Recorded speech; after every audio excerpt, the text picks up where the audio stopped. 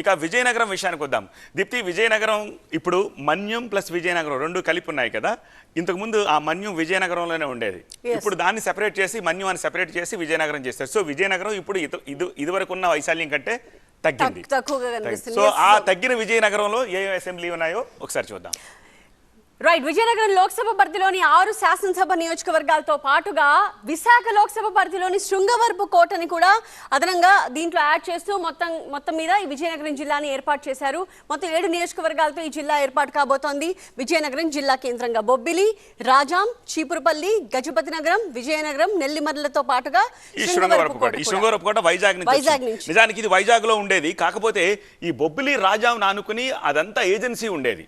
ఆ ఏజెన్సీని మన్యం కింద సెపరేట్ చేశారు కాబట్టి ఇక్కడ నుంచి శృంగవరపు కోటను అందులో చేర్చి విజయనగరం జిల్లాని తీసుకొచ్చారు.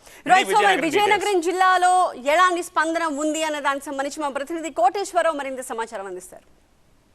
రాష్ట్రంలో కొత్త జిల్లాల ఏర్పాటుతో విజయనగరం జిల్లా 2 జిల్లాలుగా మారనుంది. ఐటీడీఏ పార్వతీపురం ప్రాంతాన్ని మన్యం జిల్లాగా కొత్త జిల్లా ఏర్పాటు కానుంది. ప్రధానంగా చూస్తే మన్యం జిల్లాలో Kurupam ST constituency, Parvathipuram SC constituency, అదేవిధంగా సాలూరు ఎస్టీ కాన్స్టిట్యున్సీతో పాటు పాలకొండ నియోజకవర్గాన్ని కూడా మన్యం జిల్లాగా ఏర్పాటు చేసి మొత్తం 4 నియోజకవర్గాలతో మన్యం జిల్లా కొత్త జిల్లా ఏర్పాటు కానుంది. అదేవిధంగా విజయనగరం జిల్లాకు వచ్చి చూస్తే 6 నియోజకవర్గాలతోటి ఉండబోతుంది. ఎస్కోట, గజపతి నగరం, బొబ్బిలి, విజయనగరం, చిబురుపల్లి, నెల్లిమర్ల మొత్తం 6 నియోజకవర్గాలతో విజయనగరం జిల్లా ఏర్పాటు కానుంది. అయితే మొత్తం విజయనగరం జిల్లాకు వచ్చేసరికి 26 మండలాలు ఉండగా పార్వతీపురం ఐటీడీఏ ప్రాంతానికి సంబంధించి మన్యం జిల్లాలో అయితే 16 మండలాలు ఉండబోతున్నాయి.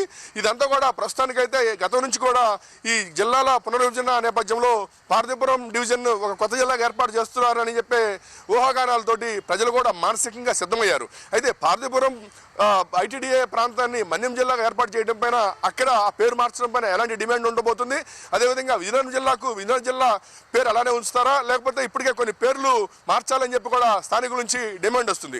ఏదైనా ప్రస్తుతానికి కొత్త జిల్లాల ఏర్పాటుతో భౌగోళికంగా సరిపోయినా మానసికంగా ప్రజలు సిద్ధపడిన పేర్ల విషయంలో అయితే కొంత డిమాండ్ ఏర్పడే అవకాశం అయితే కనిపిస్తుంది. ఏదైనా మరికొద్ది రోజుల్లో పేర్లు ఎలా ఉండబోతున్నాయి, దానిపైన డిమాండ్ ఎలా ఉండబోతున్నది అయితే సర్వత్రా ఆసక్తిగా మారింది.